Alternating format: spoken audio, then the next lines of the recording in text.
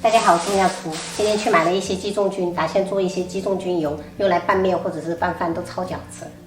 我买的是这种黑皮的鸡枞菌，这种1斤30块钱，我买了20块。如果是那种云南产的那种野生鸡枞菌的话，1斤要100多块钱。加一勺盐，然后把鸡枞菌多清洗几遍。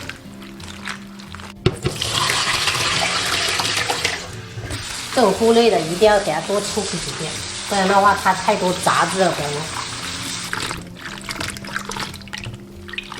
然后给它控干水分。准备一些大蒜，先拍碎，然后切成蒜末，不用切得特别细，像这样就可以了，朋友们，不用剁得特别细。准备几根小米椒切圈，然后跟蒜末放一起，一小把干辣椒切圈，然后稍微抖一下，把这些多余的籽抖掉。再准备一些花椒跟熟芝麻，我们用到的食材就这些。鸡枞菌炸之前给它撕成长条。做这道菜肯定很多朋友看到我的手了，就是这个3个点，就是前2天被油炸了，所以朋友们就是下厨的时候一定要小心一点，千万要小心。好了，像这样就可以炸了。油温烧至4、5成肉，下入筷子，让这样冒一点小泡泡，就可以下入鸡枞菌了。现在吸取惨痛的教训，就是每一次有水分的东西，我都会用锅盖盖一下，感觉安全了就可以打开盖子。一开始水分比较多，可以用中火炸。朋友们看一下，这是中火炸了8分钟的状态，像这样有一点半干了。加入蒜末跟小米辣，加入2勺盐。因为这个蒜末跟小米辣水分比较多，所以我们要提前加，大概半干的时候就要加了。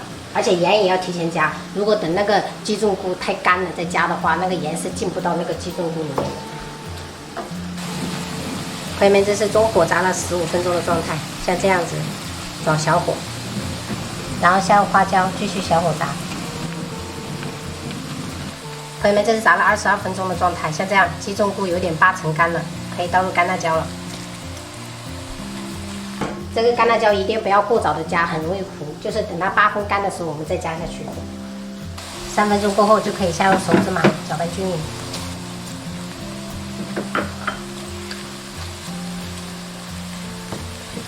好了，关火，稍微放凉就可以装入玻璃容器里面。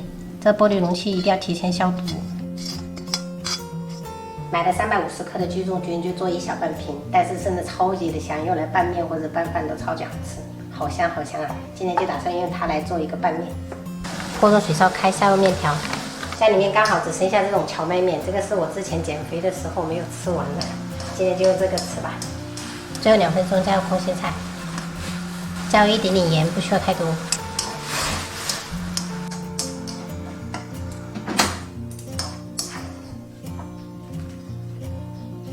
然后加入灵魂鸡枞菌油。看一下这个香味就出来了，而且这个面看起来油亮油亮的，特别有食欲。